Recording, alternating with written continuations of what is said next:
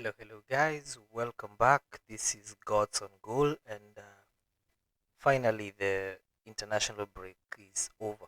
It has taken quite a while, but yeah, players have performed well. Saka scored a nice goal, as he scored. But today, I want to be talking about what happened in the international break. Rather, I would want to check on the fixtures. But before we go that, before we do that, actually. Remember to like, share, and subscribe to the channel.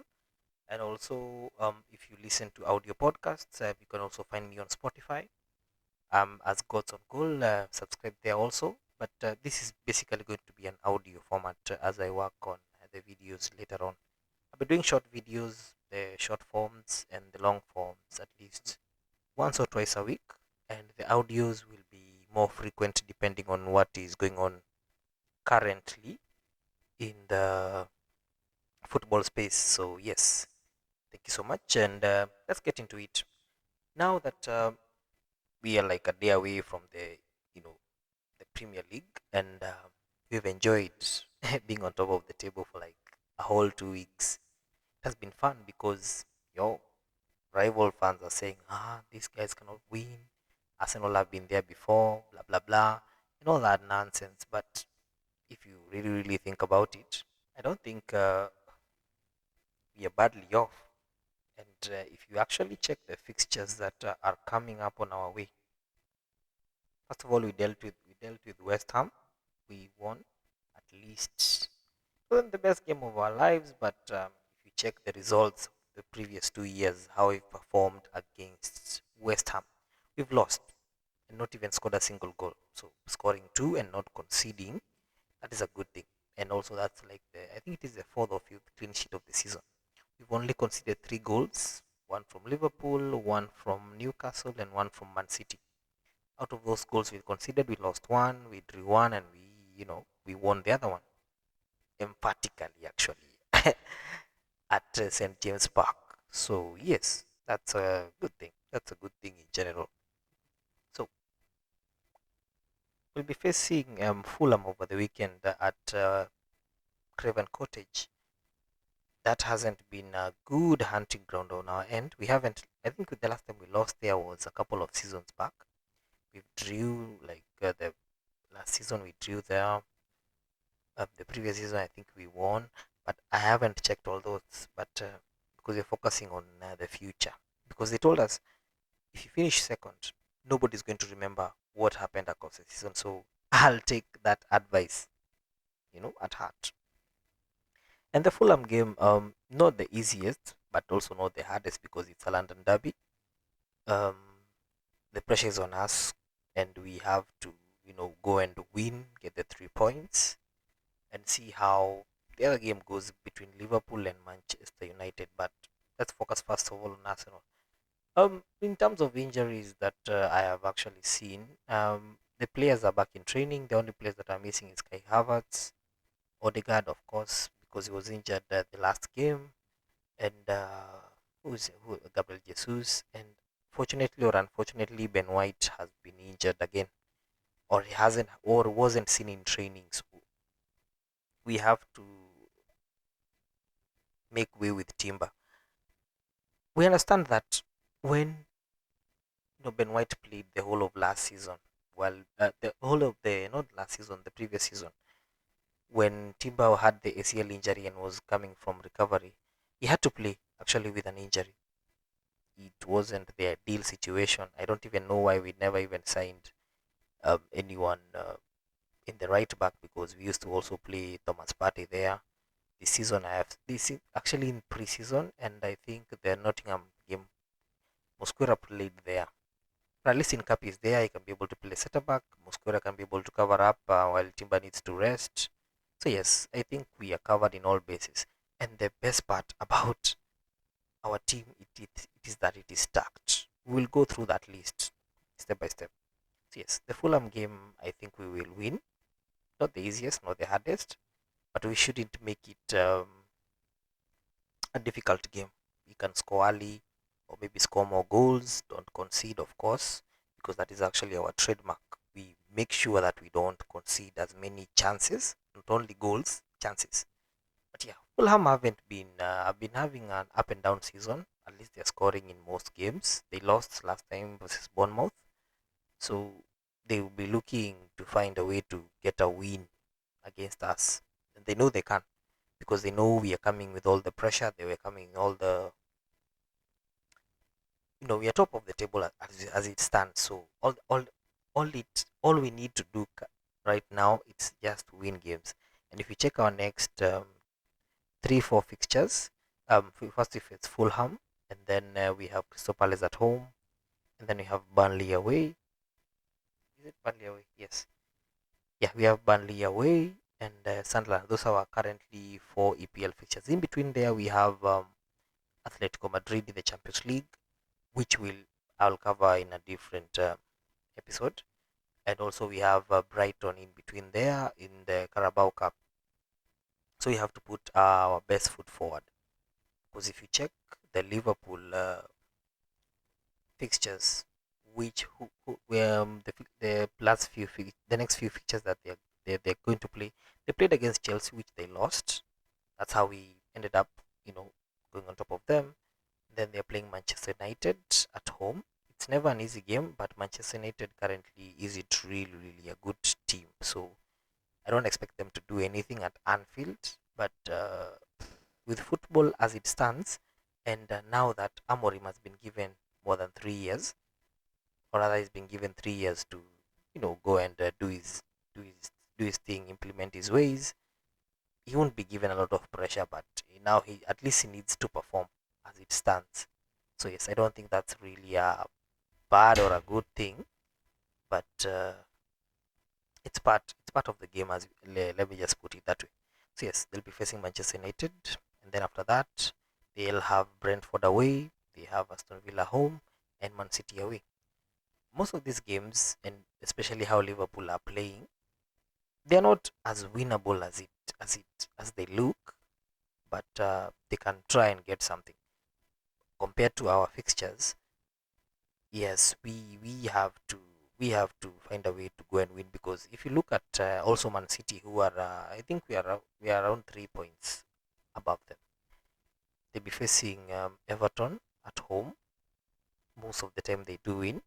They have Aston Villa away. Aston Villa, I don't think it has ever been a very, very big problem, but they lost their last season, so they'll be looking to get back into winning ways. Then we get back to they go to Bournemouth home. Bournemouth, actually Bournemouth has been a tough fixture for everyone in the league because they've been beating everyone. They only lost to Liverpool this season. They haven't lost any other game. So yes, it's a tough fixture, but I think Man City might find a way to win. And then they'll be facing Liverpool next. So if you look at those fixtures, you Everton, Aston Villa, Bournemouth, Liverpool, yeah, it's a tough run in a way, but Guardiola will find a way to win since they have Haaland scoring for fun. Currently has 9 goals. It's not even a surprise. I mean, these are the things we want to see our strikers doing. I don't want to even talk about Gyökeres in this episode because I have so many.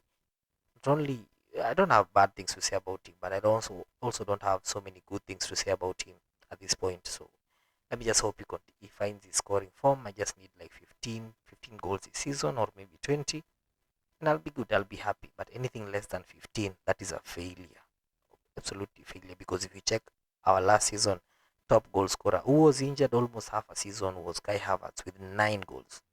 I mean, I've never even seen Arsenal for the having no player with at least 10 goals in all competitions. We did not see that. We haven't seen that. So yes, that is something that we need to check on. I think if we check on other teams like maybe Spurs, who are also closer to us, they are facing Aston Villa, Everton, Chelsea, Manchester United. So the tough of run of fixtures are coming their way. So yes, we don't expect them to catch up with us. Mm, in terms of Chelsea, after they beat Liverpool, they are going to face Nottingham Forest. They have Sunderland, they have Spurs, and they have Wolves. So yes, it's looking also good for Chelsea. If they can manage to stay disciplined, not get red cards for whatever reason. Because I don't know even what happens with the EPL referees when they're officiating these big matches with for big teams. They find ways to penalize or make life harder for the opposing team. So yeah, yeah, those are the most of the fixtures that I'm interested in. Ours don't look hard, but also they shouldn't be hard at the same time because these are the fixtures that we dropped points last season. Well, if you compare Burnley to, I think we beat all the relegated teams last season. So yes, Sunderland have been looking good. So I don't know how we're going to meet them because it's after like 4 or 5 games. So yeah, we are going to, yeah, we have to go and wait and see how it goes. So my predictions as it stands, I think we should beat Fulham comfortably, at least maybe 2 or 3 goals. Keep a clean sheet. If we don't concede more than 1 goal, which we rarely do. And yeah, that is how it's going to be. We just need to win all our games. We have to make sure that we stay on top of the table for as long as we can, as we wait for other teams maybe to drop points or anything. Um, Remember Liverpool last season at this point, they were on top. And ever since they were on top there, they never, and I mean they never even dropped to second or third place. No, no, no. They continued to stay there because Man City was losing about 4 or 5 games in a row, so they weren't really pushing. Arsenal were dropping points. We were drawing all the time. We were playing with 10 men. You know, it's a whole lot of nonsense. So this season, I expect, with the kind of squad we do have, with the kind of players that are representing us, we should impose ourselves. We should make sure that at least we get something out of these games. We get to win, and Gyökeres gets to score. Saka continues scoring. Martinelli is looking good. Did well in the international break. Trossard also is scoring for his country. He's also come up with some clutch goals. Our striker Mikel Merino, that guy. I don't even know whether he's a striker, whether he's a midfielder, because whoever put him in the midfield position, I think misprofiled him. That guy is playing like a striker. Even in the national team, he's more like a target man. Like your way is Mikel Merino, just cross the ball. His baby is gonna head it. It's going to be a goal. I like him. Well, majority of Arsenal fans don't even like him starting because as it looks now that we don't have Odegaard, if Eze is starting on the left wing, there are high chances Merino in the midfield will be Merino, Rice, and Zubimendi. And Nwaneri, I don't know whether people are complaining the whole Nwaneri is a big played match, blah blah blah. Come on, we have a guaranteed 38 games of the season. That is a guarantee. That is for the league. Depending on how we have also 8 in the Champions League, guaranteed that you are going to play. We are also in the cup games. We have gone to the next round in the Carabao Cup. That's also one extra game. If you continue winning and going to up to the finals, some more games is going to play. When you come to the FA Cup, which will start late December, early January, there are also games to play. I mean, I don't think it's a really, really big problem that Nwaneri isn't playing as much as it is right now because of how the squad is. Even look at a player like Lewis Kelly. Calafiori is doing well. Of course, we are sad that Lewis Kelly isn't getting most of the chances, or rather, most of starts. He gets sometimes through subs, all that. He started only one game in I think it's in the Carabao Cup versus Port Val. So that's also another player that whoever is playing, they're playing the same position, mm, he isn't looking like he's going to be dropped anytime soon unless something catastrophic happens, or maybe just for the case of rotation, or how depending on how the game is. Because let's say we won a game and then we scored like 3 first half goals, yeah, we can be able to rotate because we have quality players in each and every position. When you come to the defenders, Gabriel and Saliba have been very solid. Nobody has a complaint. And even when Mosquera played instead of what's his name, Saliba, he played really, really, really well. So yes, it's good. Like all our players are performing well.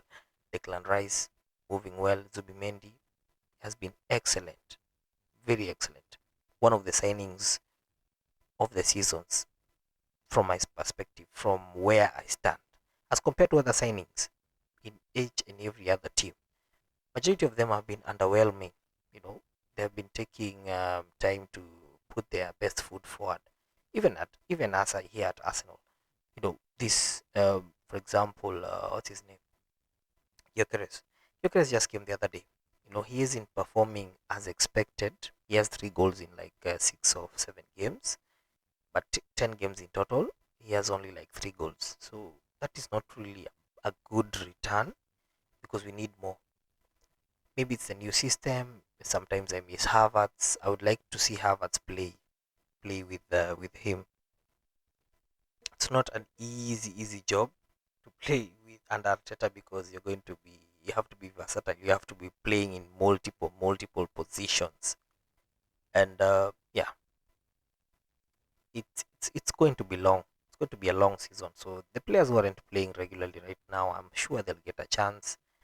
Nogard is there as a backup. I think he knew while when he came. He's just happy to be there, and he's going to put in a shift when he's needed, especially in the cup games where we need to rotate, or maybe the games that we're actually winning, or maybe we need something different, or maybe we're defending a goal. In an away game, Nogard can come in, to maybe go through set pieces. Actually is very good at set pieces through corners, free kicks, and all that. So yes, there's a lot to talk about our team and what we can be able to achieve this season if we are serious, or if we actually want to win something this season, and that is not like a joke. Because Arteta is under pressure. I said it in one of my episodes that Arteta needs to win something this season. For me, it doesn't really matter what it is. For some people, they're saying minimum should be the Premier League or the Champions League.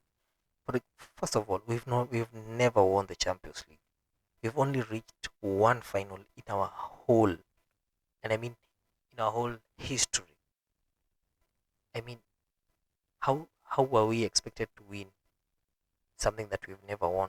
It's good, yes, we are one of the favorites, because actually I don't even like that we are favorites for everything.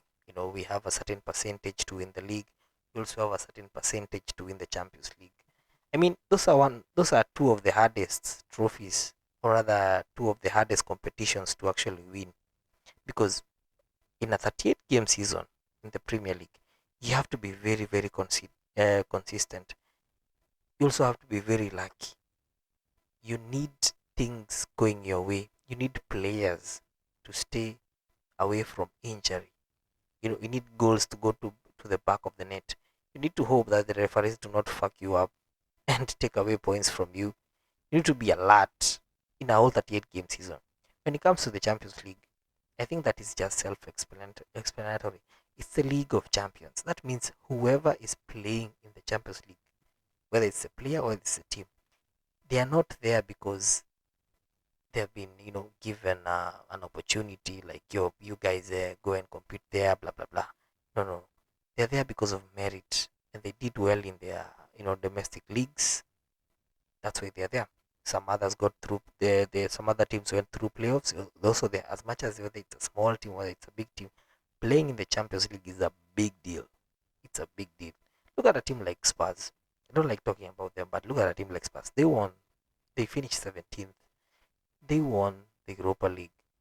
They were more stoked about playing in the Champions League than actually winning the Europa League, because the only thing that makes them happy that they won the Europa League is because they can be able to talk to Arsenal and tell them, oh, what a trophy and all that nonsense. Nah, we don't do that here. But you see, they are playing in the Champions League. Man City has been there constantly. For us, Arsenal, it's like a bare minimum. Like, we have to be in the Champions League each and every season. Manchester United, they are going to meet. They have missed. This is like the second season in a row they're not playing in the Champions League. And the last time they played in the Champions League, they were eliminated in the group stages. And so yes, Champions League is not the easiest to win. not the most suitable to go and challenge or put all your eggs in one basket, because you saw what happened to us last season. Yes, we did well against Real Madrid. That was a very, very wonderful performance. But we met a PSG side that was uh, that was ready. Who, as much as they were eventual winners, they did play to their full potential. And if you can remember, we actually beat them during the league phase, and we got 3 points while playing them. But when we played them in the semi-final, they beat us in at our home ground, and also they beat us away, with an aggregate of I think it was 3-1. Yes, I think it was 3-1, 3-1 with an aggregate. So yes, it's going to be a long, long season. Um, I'm going to talk about our squad depth in a different episode, and compare it to other teams. See who is better than the other in terms of who's going to be starting games, who's going to be being rotated on, who is not looking like he's having a future at our team. And also I'll touch also on Liverpool and what they have, what they are missing, especially in their defensive area, and how they need to improve, as much as they have one of the most expensive striking partnerships in Europe, because they have Florian Wirtz, they have Alexander Isak, they have Cody Gakpo, they have Mo Salah. Those are like four guys like if they're given a chance, they're going to do something. Florian Wirtz hasn't done anything yet for the team. He's trying to find his footing, but I like the player. In terms of international teams that I support Germany, so I know a little bit, if not more, about Florian Wirtz and his potential and what he can be able to bring to the team. I hope goals and assists will able to come his way. But since he's my rival at the moment, he can continue shooting blanks. Yes, he can be able to continue shooting blanks. I don't care really so much about Liverpool. I just hope they don't win all their games, because last season was so long, and I mean it was so long. Yeah, thank you so much for, yeah, that is all for today. Basically, thank you so much for keeping your keeping your, what do you call it? Yeah, keeping your head in the game. Lending your time, subscribing to the channel. Those are all important for me, and I really, really appreciate. So yes, but thank you so much. I'll see you on the next episode after now the predictions on other fixtures of the league, and see which are the most important. We can talk also about FPL and who we are going to be captaining over this weekend.